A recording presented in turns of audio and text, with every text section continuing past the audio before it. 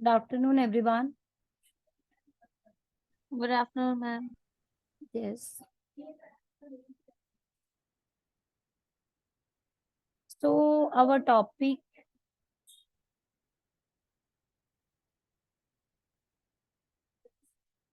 for today lecture is Montessori method. So page number 76 है आपकी book में. We have to wait for 5 minutes for the rest of the student. After that, we will start our class. Divya, Shashi, मेरी आवाज आ रही है सभी को? Yes, ma'am. Okay, 5 minute wait करते हैं. सभी स्टूडेंट कनेक्ट हो जाते हैं, फिर क्लास को स्टार्ट करते हैं अपनी. Okay, ma'am.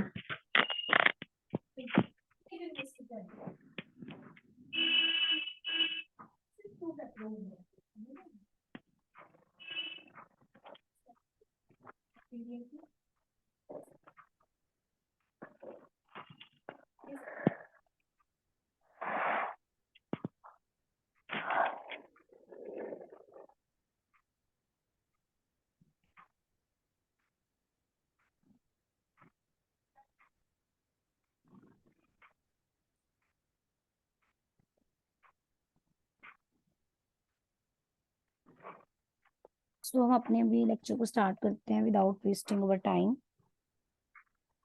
Okay, ma'am.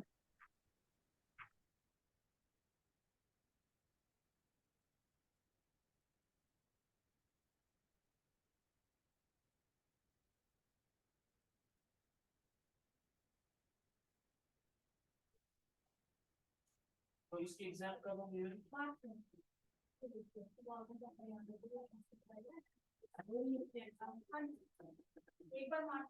सो हमारे पास आज हम मोंटेसरी मेथड के बारे में पढ़ेंगे. Who is the inventor of Montessori method? Doctor Maria Montessori. ठीक है, मोंटेसरी मेथड किसने दिया था? मारिया मोंटेसरी ने दिया था. Doctor Maria Montessori, doctor Maria Tecla Artemisia Montessori born, इनका फुल नेम है ये. इनका जन्म कब हुआ था? 31 अगस्त 1870 को, यानी कि 31 अगस्त 1870 ईस्वी में इनका जन्म हुआ था इन एंकोना, इटली. इटली में. और डाइट ऑन 6 मई 1952. और इनकी जो डेथ थी वो 6 मई को 1952 को हो गई थी. She was an Italian physician and educator. ये जो सी थे हमारे पास मारिया थी, वो इटालियन भी थी और एडुकेटर भी थी. Specialized in the pediatrics and the psychiatry. Pediatrics होता है जो बच्चों के डॉक्टर्स होते हैं, और सेक्रेटरिया मतलब जो बच्चों के नेचर के बारे में व्यवहार पता करते हैं. ठीक है. She is still known as her for philosophy और एजुकेशन. इनको आज भी जाना जाता है इनकी एजुकेशन के प्रति जो फिलोसफी है उसके लिए और साइंटिफिक पेडागोजी के लिए. She completed her medical degree from the उन्होंने जो अपनी मेडिकल डिग्री थी वो इस यूनिवर्सिटी से, स्पिंजा यूनिवर्सिटी से कंप्लीट की थी, जो कि रोम की यूनिवर्सिटी है. व्हेन शी वाज 24 ईयर, जब वो 24 साल की थी तो उन्होंने अपनी मेडिकल की डिग्री यूनिवर्सिटी से, रोम की यूनिवर्सिटी से कंप्लीट कर ली थी. She was the first lady doctor in the Italy. तो जो हमारे पास मारिया थी वो एक पहली लेडी डॉक्टर है इटली की. Next, she was written many books on her experiment. इन्होंने बहुत सारी बुक्स लिखी हैं कि बच्चों, उन्होंने ये ऑब्जर्व किया सबसे पहले कि बच्चे क्या कैसे लर्न करते हैं, उनकी लर्निंग पावर कैसे होती है. ठीक है. तो ये जो हमारे पास मोन्टेरिया थी, उन्होंने देखा कि बच्चे लिखते कैसे हैं, बच्चों की लर्न करने की पावर क्या है, और बच्चे किन चीजों को देख के लर्न करते हैं, उनका किस में उनका इंटरेस्ट बैठता है. उसके बेस पर उन्होंने बहुत सारी बुक्स लिख दी.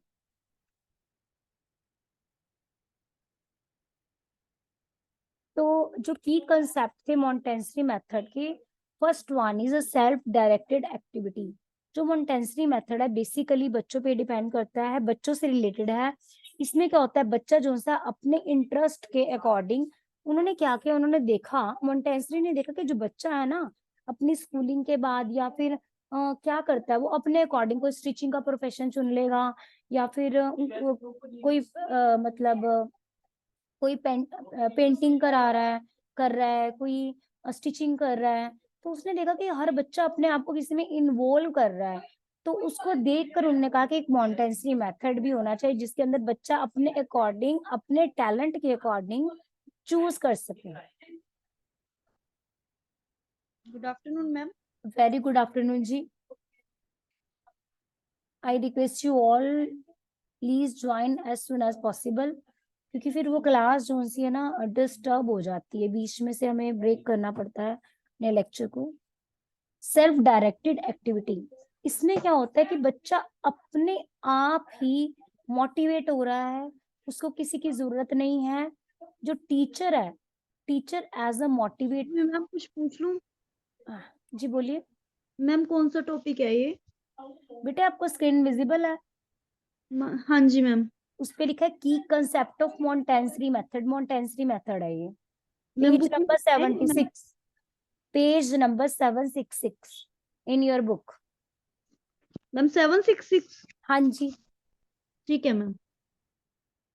सो सेल्फ डायरेक्टेड एक्टिविटी है ये, इसमें बच्चा अपने अकॉर्डिंग, इंटरेस्ट के अकॉर्डिंग जो सा है एक्टिविटी चूज करता है।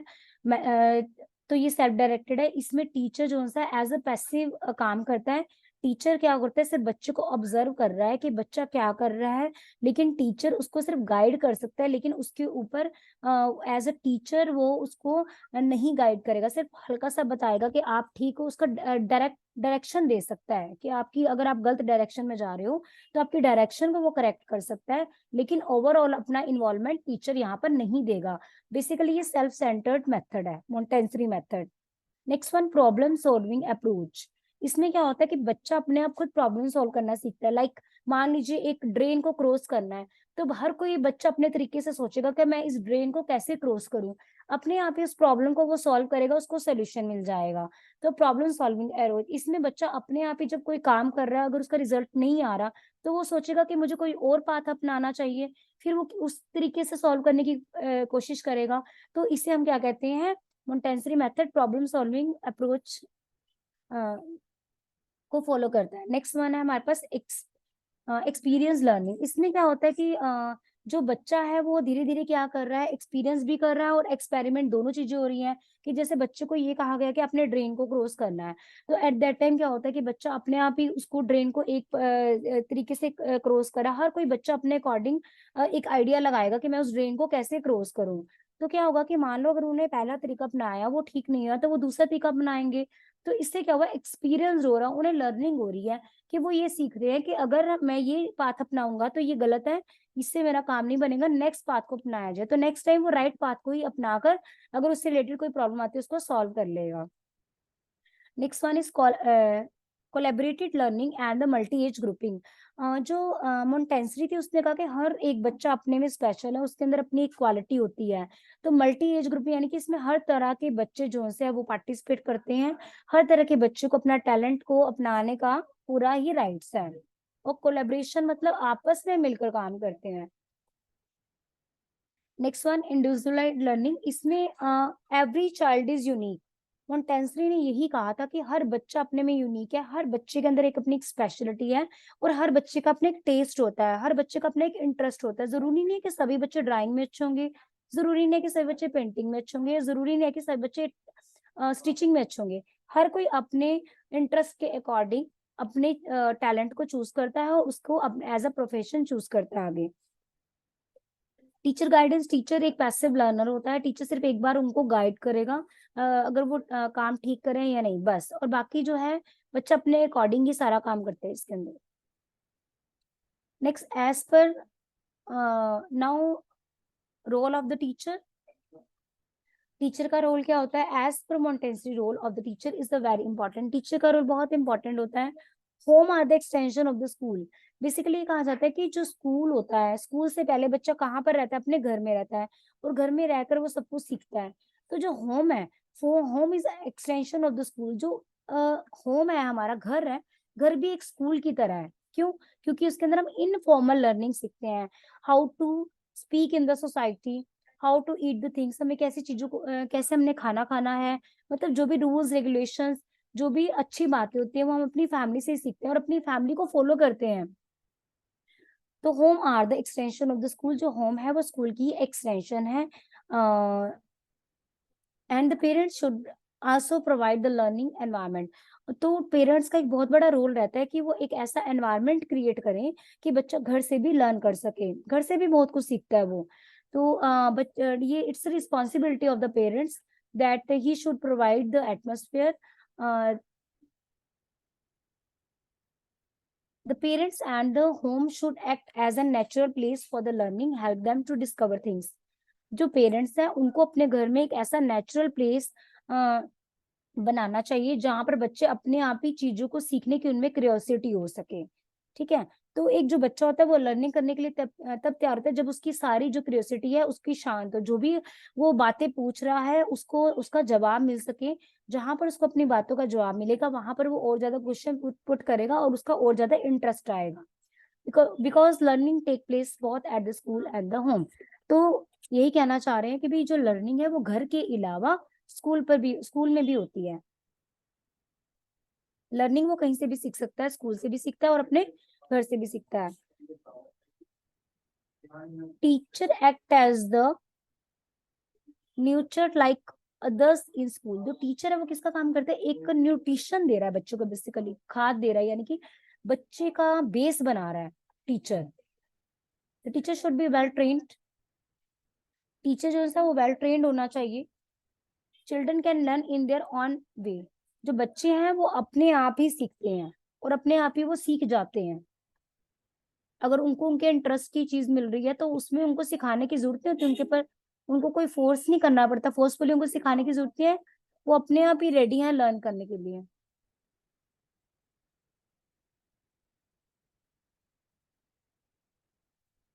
She name teacher as the directress.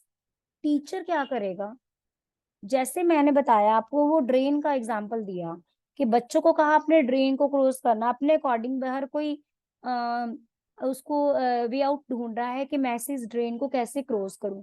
Teacher क्या करेगा, डायरेक्ट करेगा, उसको टीचर राइट पाथ देगा। मान लीजिए कोई बच्चा गलत पाथ पे जा रहा है तो टीचर उसको ये बता सकता है कि आपका जो जिस पाथ पे आप जा रहे हो वो सही नहीं है, चेंज योर पाथ, अपने रास्ते को बदलो। ठीक है, टीचर क्या करेगा, एज अ डायरेक्टर काम करेगा, डायरेक्शन देगा उसे। And said that the role of the teacher is to teach less and observe much. Teacher का मेन कार्य क्या है, पढ़ाना कम है, ऑब्जर्व ज्यादा करना है। कि बच्चा खुद ही अपने आप करके सीख रहा है, टीचर सिर्फ उसको क्या करेगा, ऑब्जर्व करेगा, नो इंटरफेरेंस। जस्ट वो क्या करेगा, पढ़ाएगा कम, एक ऑब्जर्वेशन देखेगा, ऑब्जर्व करेगा, जहां पर नीड होगी वहां पर उसको गाइड किया जाएगा। Then teacher should help to maintain the environment very clean. Teacher का मेन रोल क्या है कि वेल मैनेज करना है क्लासरूम को। क्लासरूम नीट एंड क्लीन होनी चाहिए, साफ सुथरी होनी चाहिए, प्रॉपर हाइजीन होनी चाहिए, ताकि बच्चा जो है रेडी टू लर्न, बच्चा सीखने के लिए तैयार हो। Next, teacher should arouse the interest in the learner. Teacher को ऐसा होना चाहिए कि बच्चे के अंदर इंटरेस्ट हो सके लर्निंग का, लर्निंग मतलब सीखने के लिए बच्चा जो है वो तैयार हो। टीचर को ऐसा एटमोसफेयर क्रिएट करना है क्लास में। Teacher should also have a good personality. Teacher की पर्सनालिटी भी अच्छी होनी चाहिए, देखने में अच्छे होने चाहिए, साफ सुथरे कपड़े पहने होने चाहिए। क्योंकि जो बच्चे हैं वो सबसे पहले जो भी कुछ गेन करते हैं वो अपने टीचर से ही गेन करते हैं। और आजकल का तो सिनेरियो यही है कि बच्चे क्या करते हैं, सबसे पहले ये देखते हैं हमारे टीचर की पर्सनालिटी कैसी है, वो कॉन्फिडेंस है कि नहीं है, वो स्मार्ट है, वेल ड्रेसअप है कि नहीं है। तो ये सब क्वालिटीज टीचर के अंदर होनी चाहिए। लेकिन जब टीचर कंटेंट पढ़ा रहा है तो जो लर्नर है उसका फोकस लर्निंग पर होना चाहिए, ना कि टीचर पर। लेकिन जब टीचर पढ़ाने लग रहा है तो हर बच्चे का ध्यान उसकी लर्निंग पावर पे होना चाहिए। ठीक है,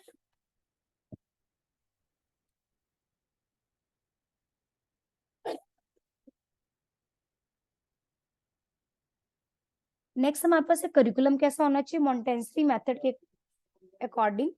हमारा एटमोसफियर कैसा होना चाहिए, हमारा करिकुलम कैसा होना चाहिए। Education should be child center, as I have already tell you कि भी हमारे पास जो भी एटमोस्फेयर होगा वो चाइल्ड सेंटर होगा, क्योंकि बच्चे के इंटरेस्ट के अकॉर्डिंग ही जो मोंटेसरी मेथड होता है वो होता है। Next, curriculum should involve learning by doing. इसमें जो है हमारा जो मोंटेसरी मेथड है वो प्रैग्मेटिज्म को ज्यादा बल दे रहा है, लर्निंग बाय डूइंग, कि बच्चा जो है खुद करके सीखेगा। बच्चे को छोड़ दो, बच्चा खुद अपने आप करके सीखेगा।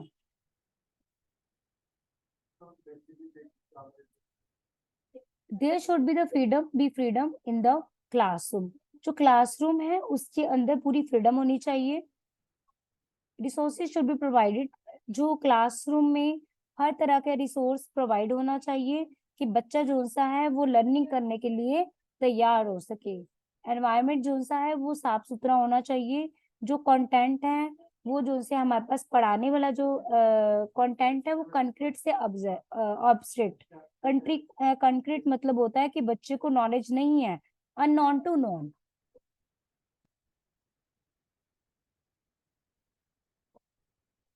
नेक्स्ट वन है discipline as per the Montessori.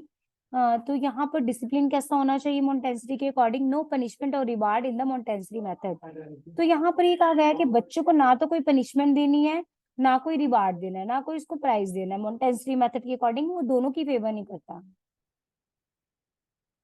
कि बच्चे को बिना किसी रिवार्ड के सीखना है और उसको जरूरत ही नहीं होती, क्योंकि उसका खुद का इंटरेस्ट है। अपने इंटरेस्ट के अकॉर्डिंग ही वो क्या कर रहा है, अपने प्रोफेशन को वो चूज करने के लिए रेडी हो रहा है।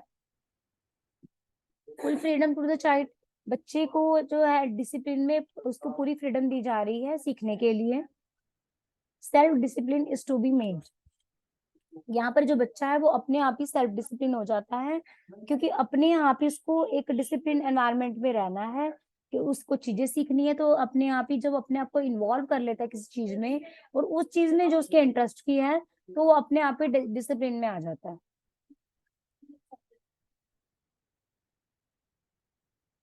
Next one, the merit of the Montessori method.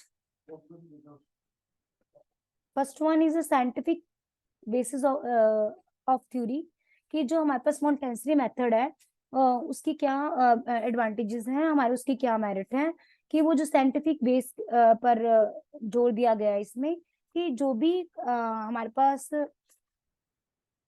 Scientific यानी कि वैज्ञानिक दृष्टिकोण पर बल दिया गया है, कि हर जो भी चीज होगी इसके अंदर वो वैज्ञानिक दृष्टिकोण से होगी, पूरे तथ्य से होगी, पूरे एक्सपेरिमेंट से होगी। Freedom for the children.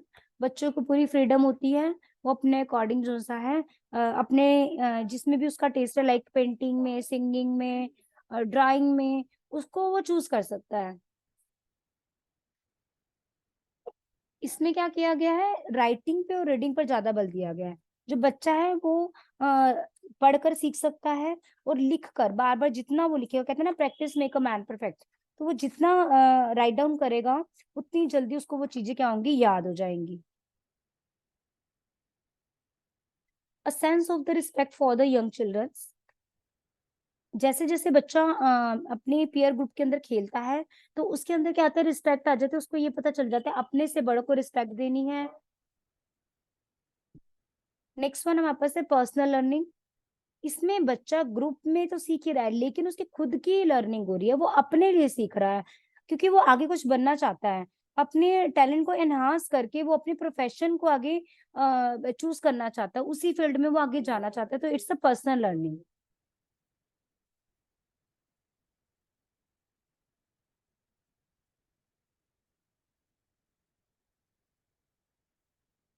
Next one है एजुकेशन बाय लाइफ।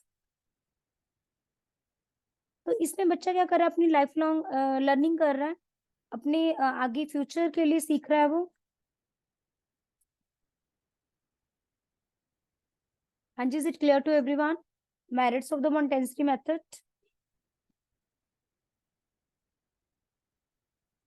मेरी आवाज आ रही है सभी को? Yes yes ma'am. मैम।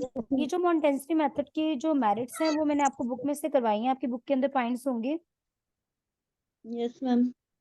देख रहे हैं सभी? Yes ma'am. Yes ma'am.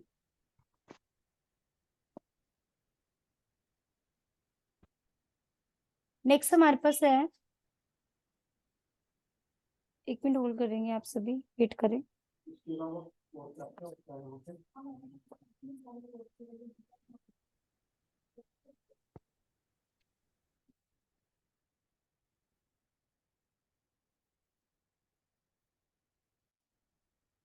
Next हमारे पास है प्रिंसिपल। जो मोंटेसरी मेथड है वो किन प्रिंसिपल पे आधारित है? First one is principle of freedom, कि student are free to learn. बच्चा यहाँ पे बिल्कुल फ्री है लर्न करने के लिए, उसके ऊपर किसी का दबाव नहीं है, ना टीचर का दबाव है, क्योंकि वो खुद ही सेल्फ सेंटर्ड ये हमारे पास जो सी है।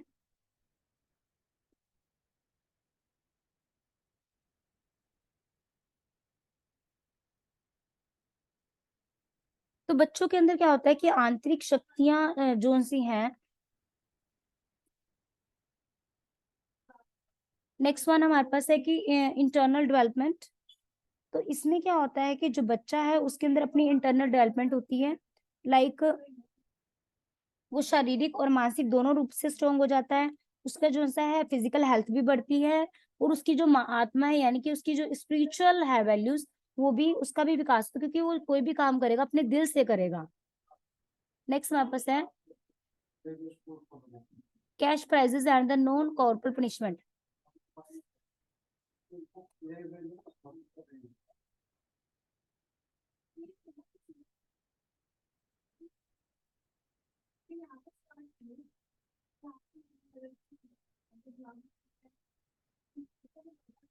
यहाँ पर ये कहा गया कि जो भी विकास होता है वो अस्वाभाविक होता है। वो लिखते हैं कि जैसे कि घुड़सवार, हाँ जी, जैसे कहते हैं जब घोड़ा होता है तो घुड़सवार क्या करता है, उसको गुड़ देता है, खांड डालता है, तो वो क्या करता है, वो उसकी इशारे पे नाचने लगता है। लेकिन वो फिर भी उतनी तेज नहीं भागेगा जितना मैदानी जो स्वतंत्र घोड़ा है वो जो सा है वो दौड़ पाएगा। तो यहाँ पर जो कैश प्राइज है या फिर पनिशमेंट देकर बच्चे को नहीं सिखाया जा सकता। बेसिकली यहाँ पर ये चीज कह रहे हैं कि बच्चा अपने अकॉर्डिंग लर्निंग करेगा। Next one principle of personal development. इसमें बच्चा जो सा है एक पर्सनल यानी कि उसकी फिजिकली और मेंटली दोनों तरह की डेवलपमेंट हो रही है। ग्रुपिज्म को नहीं देखा जाएगा यहाँ पर, जैसे हम कोई और मेथड करते हैं तो बच्चे ग्रुप में पढ़ रहे हैं तो हम कहते हैं ग्रुपिज्म की भावना होती है। नो, यहाँ पर सिर्फ हम एक सिंगल पर्सनल एक अकेले बच्चे की बात कर रहे हैं। यहाँ पर हम एक अकेले बच्चे का डेवलपमेंट हो रहा है, एक एक अकेले बच्चे को ध्यान से देखना है। नेक्स्ट वन है थ्योरी ऑफ इंटेलेक्चुअल ट्रेनिंग। तो 3 से 7 जो एज के बच्चे होते हैं उनकी जो से सेंसेस ऑर्गन जो से वो काम करने लग जाती हैं, अच्छे से काम करती हैं। उनका हर तरह से जो से यानी कि मेंटल लेवल है, कॉग्निटिव डोमेन जो सा है वो भी क्या होता है और अच्छे से काम करता है।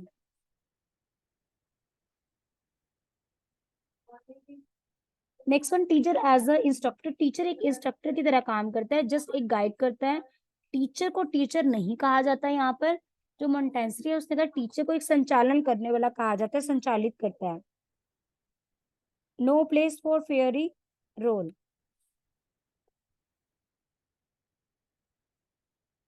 जैसे बच्चों को सिखाया जाता है कि भी परियों की कहानी, एक परी आएगी वो ऐसे करे जाएगी, तो बच्चों को जो उनसे है ना मोंटेसरी मेथड में कहा है कि बच्चों को रियल लाइफ को फेस करने दिया जाए।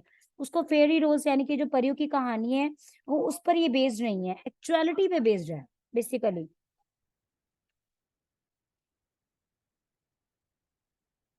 नेक्स्ट वन है scientific basis of the theory. हमारे पास ये मेरिट थी, और हमने भी पढ़ा है इसके प्रिंसिपल्स। नाउ इसके कुछ डीमेरिट्स हैं, उसको लिमिटेशन भी कह सकते हैं आप, डिसएडवांटेजेस भी कह सकते हैं, डीमेरिट्स भी कह सकते हैं। ये मैं बुक में से बता रही हूँ आपको।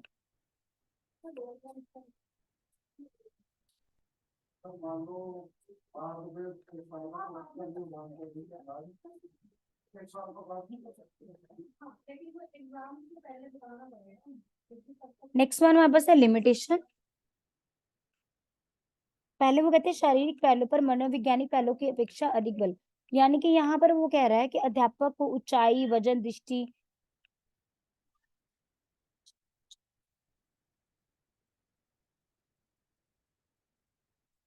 यहाँ पर क्या कहते हैं टीचर उनका पूरा एक रिकॉर्ड रखता है बच्चे की, बच्चे का कितना वेट है, बच्चे की हाइट कितनी है, तो यहाँ पर उसका पूरा एक पैनल तैयार किया जाता है, और यहाँ पर जो है उसकी जो फीलिंग्स है वो मैटर नहीं करती हैं। नेक्स्ट, यांत्रिक और कृत्रिम प्रबोधन साधन।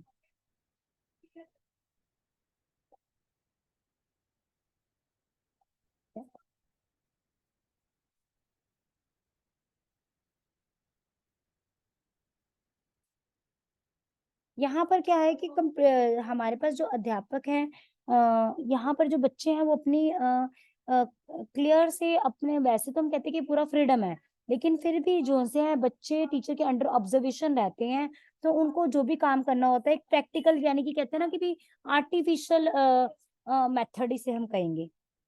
नेक्स्ट है कल्पना शक्ति के प्रशिक्षण के प्रति अनुदार दृष्टिकोण, यानी कि यहाँ पे कल्पनाओं का कोई स्थान नहीं है, रियलिटी पर बेस्ड है ये मेथड। प्रयोजन व सम्मान के लिए कम स्थान।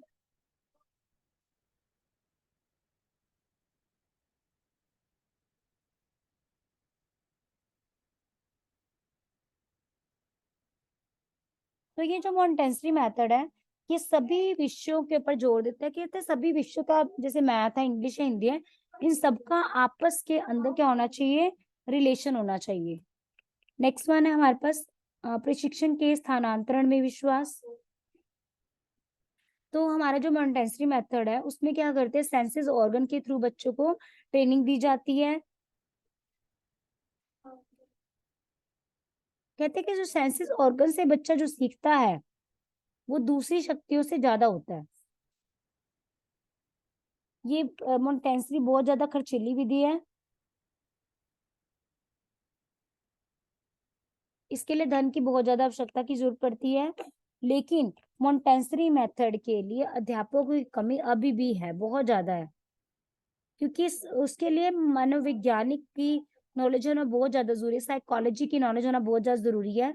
वो क्या है, लैक ऑफ द नॉलेज के कारण और टीचर्स के कारण जो है हमारे पास ये जो मॉन्टेसरी मेथड है ये सक्सेसफुल नहीं हो पाता। तो these are the limitation and the demerits of the Montessori method. You can call it limitation, demerits, disadvantages. आप इसे कुछ भी कह सकते हैं, या सीमाएं कह सकते हैं, लिमिटेशन कह सकते हैं। ठीक है जी, is it clear to everyone? Yes ma'am. Yes. हाँ जी, समझ आ रहा है आपको मॉन्टेसरी मेथड? Yes ma'am. किसने दिया था ये, किसने दिया था Montessori method? Yes, doctor Maria Montessori, very nice. तो यहाँ पर हमारे पास मॉन्टेसरी मेथड के बारे में हमने पढ़ा। नेक्स्ट, की जो इसके की कंसेप्ट है, बेसिकली किस कंसेप्ट के ऊपर ये मॉन्टेसरी मेथड चल रहा है, वो हो गया हमारे पास रोल ऑफ टीचर का रोल क्या है, डिसिप्लिन कैसा होना चाहिए, करिकुलम कैसा होना चाहिए, और मेरिट्स के बारे में और डीमेरिट्स के बारे में पढ़ा है हमने। तो I think it's more than sufficient for your Montessori method. इससे ज्यादा आपको कुछ करने की आई थिंक नीड नहीं रहेगी आपको। ठीक है मैम आप एक बार बुक में से बता दोगे कि इसमें से हाँ क्या क्या जी, करना है? बुक में से आपका हो गया 767 पेज मेरिट हो गई।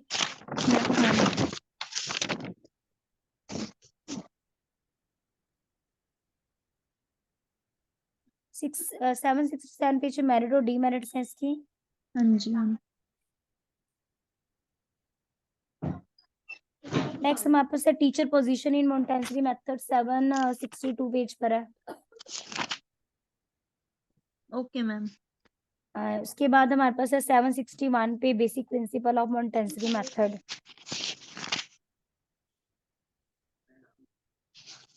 हाँ जी मैम।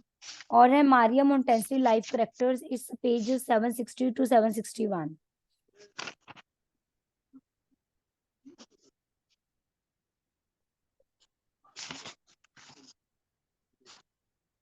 हाँ जी मैम, देख लिया।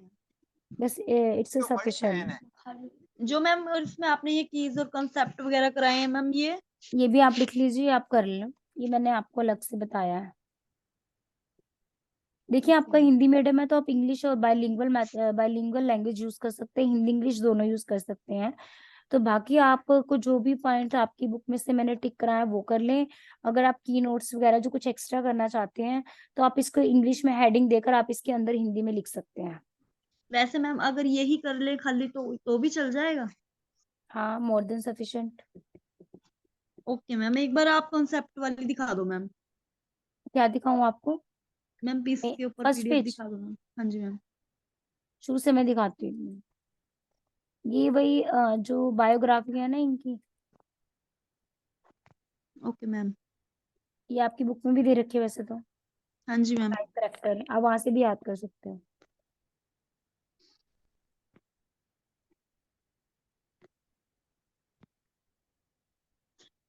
नहीं बेटा ये वाले नहीं, चम्मच ये नहीं है, कल के हैं नहीं। कल के हैं ठीक है, कल के ऐसे कोई मैम पीछे करना एक बार।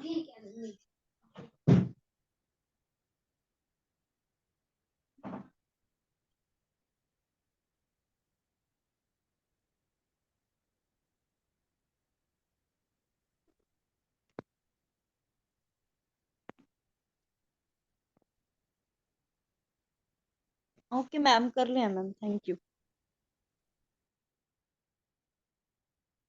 हाँ जी, सबको समझ आ गया?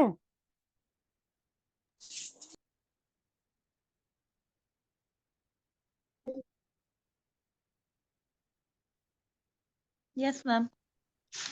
Anybody have any doubt?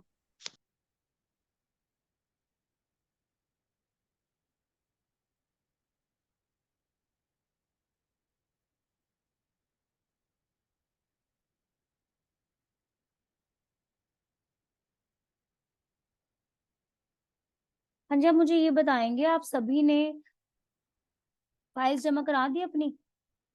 No ma'am. मैंने भी दोनों भेज दी। नाम क्या है आपका? उषा। उषा, आपने दोनों दे दिए? हाँ जी मैम। ठीक है, मैम, जी बोलिए। जी मैं पिंकी बोल रही हूँ मैम। हमने दोनों फाइल्स कर दी है जमा, ठीक है, मतलब मैं सेंड। हाँ मैं चेक कर लूंगी, ठीक है। हाँ, हाँ जी मैम। और मैम मैं 23 तारीख से ना मैंने क्लास ज्वाइन नहीं किया, तो मुझे ना रिकॉर्डिंग चाहिए, क्योंकि मैं गांव में हूँ ना थोड़ा, तो यहाँ पे थोड़ा नेटवर्क इश्यूज भी हो रहा है, और क्लास भी मेरी मिस हो रखी है ना। चलो मैं मैम से बात कर ली 23 तारीख से आपको जो भी हाँ होगी। जी वो हाँ जी वो मैंने मैम से कांटेक्ट किया भी था कि जी मैं जा रही हूँ, तो मुझे ना रिकॉर्डिंग चाहिए, आप दे देना। हाँ, कोई बात नहीं, रिकॉर्डिंग्स हमारे पास आ रही है, आपको भेज देंगे, ठीक है। हाँ जी मैम जी। थैंक ठीक यू है मैम। जी, ओके जी। हाँ जी, आप सभी जिन्होंने एक फाइल जमा कराई एक नहीं कराई, कोशिश करिए फर्स्ट वीक और दिसंबर तक आप उसे कंप्लीट कर लें। आप उसको जो भी आपने उसके अंदर जो फिनिशिंग करनी है, कुछ उसको अट्रैक्टिव बनाना है, ये काम आप बाद में भी कर सकते हैं। एक बार रिटर्न मुझे दिखा दीजिए कि आपका काम हो गया, ठीक है।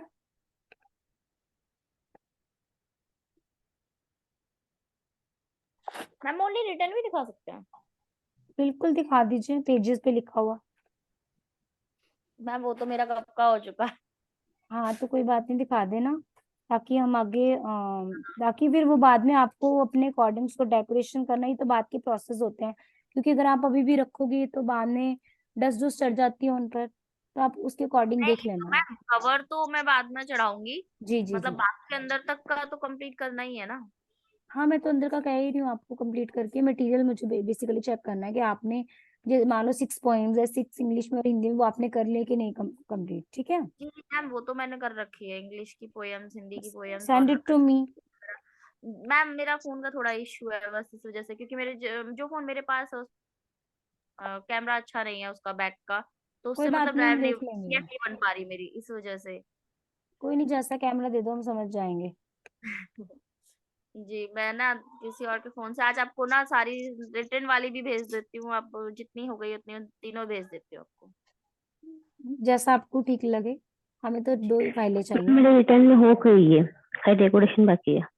तो एक बार आप भेज दीजिए ना, ओके मैम। हमें ये सेटिस्फेक्शन हो जाएगी कि आपने काम कर लिया।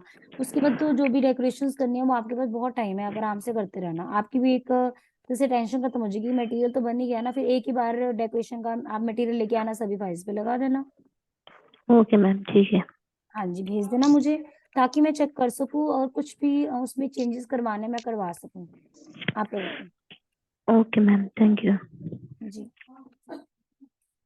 तो किसी को कुछ समझना है? आज का जो टॉपिक था मोंटेंसरी मेथड, सबको समझ आ गया?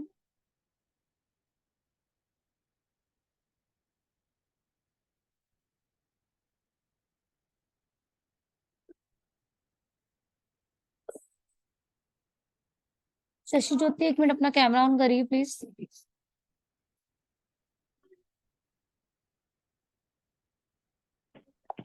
मैम सबको करना है? हाँ जी, सभी कीजिए।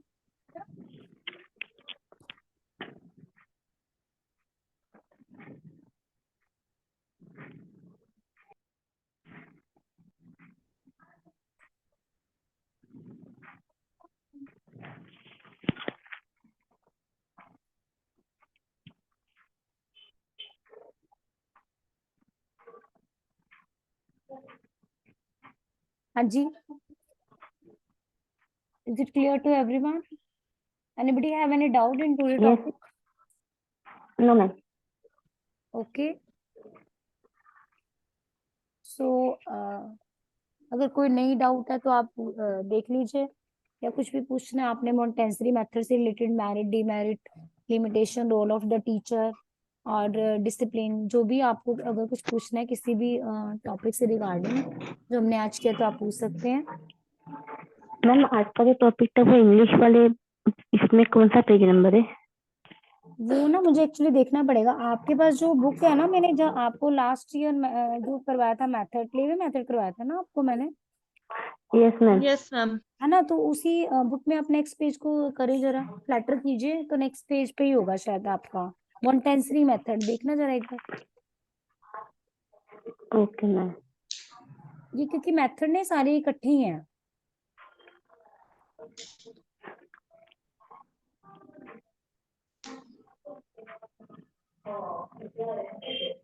तो बेसिकली एक बार बताइए कि मोंटेंसरी मेथड होता क्या है? आपको इसके बारे में मैंने सब कुछ बता दिया, मेरिट, डीमेरिट सब कुछ बता दिया। तो बेसिकली अगर आपको ये कहा जाए कि मोंटेंसरी मेथड बताइए, write a short note on Montessori method, तो आप क्या बताएंगे? मैं मोंटेंसरी मेथड में होता क्या है? मैम एक बताऊं मैं? हाँ जी, बताइए आंचल। वैसे तो मैम मेरे को कंफ्यूजन है, लेकिन फिर भी मैं आपको बता देती हूँ। हाँ जी। मैम ये मेथड ऐसा होता है मैम, इसमें रियलिटी के ऊपर ध्यान दिया जाता है, साइंटिफिक के ऊपर। ये नहीं है कि परियों की कहानी कुछ भी मतलब इमेजिन करके सुना दी किसी को, बच्चों को। यस, मतलब रियल रियल बता के ही उसके ऊपर रियलिटी ही बेस्ड मतलब है ध्यान। बेसिकली। हाँ जी हाँ, मैम। ठीक है। और बताइए और क्या हो सकता है इसमें? इट्स अ चाइल्ड सेंटर और टीचर सेंटर। हाँ मैम, एक तो टीचर्स के रिगार्डिंग होता है। नहीं, ये टीचर सेंटर्ड है कि ये वो चाइल्ड सेंटर्ड है? टीचर्स सेंटर्ड है ma'am. Yes, very nice. This method is a child-centered. Why? क्यों है ये चाइल्ड सेंटर्ड? ठीक बता रहे, लेकिन क्यों है?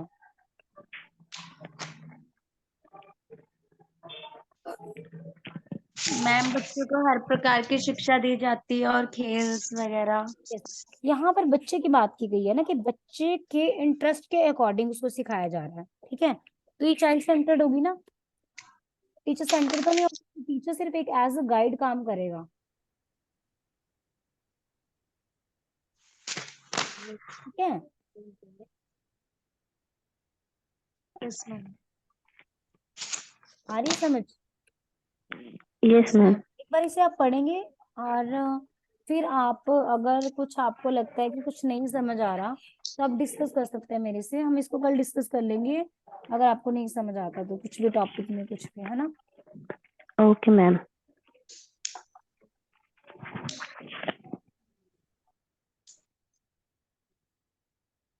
तो अगर किसी को कोई डाउट नहीं है तो मीटिंग को लीव कर सकते हैं आप। मैम इसका पीडीएफ आप भेज दोगे ना आज?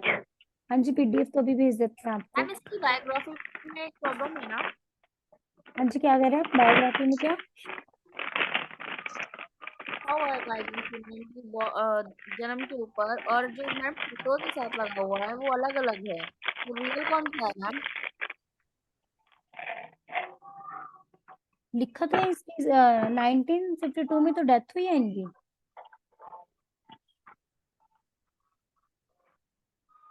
Who is speaking here? Shashi? Yes ma'am, but photo के साथ लिखा है 1852 और 1970। यस वो मैम। नहीं, उसका आप वो या तो फिर इनकी कोई पुरानी वो होगी, लेकिन जो इनकी बायोग्राफी उसमें देखिए आप कहाँ से कहाँ तक जा रही है। मैम सही है, 6 मई 1952 बता रहे। हाँ जी, बुक में भी 1952 ही है, ठीक है। 6 मई Yes, 1952 में इनकी डेथ हुई है और 31 अगस्त 1870 में इनकी क्या हुआ है, बोर्न हुए थे ये, ठीक है।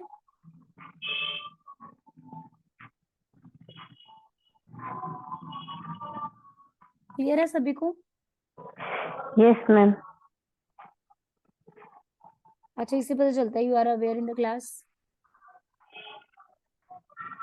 है ना Shashi? Yes ma'am. Yes.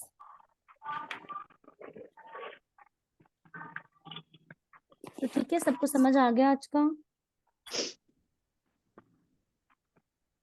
Yes ma'am. कल हम नेक्स्ट मेथड करेंगे।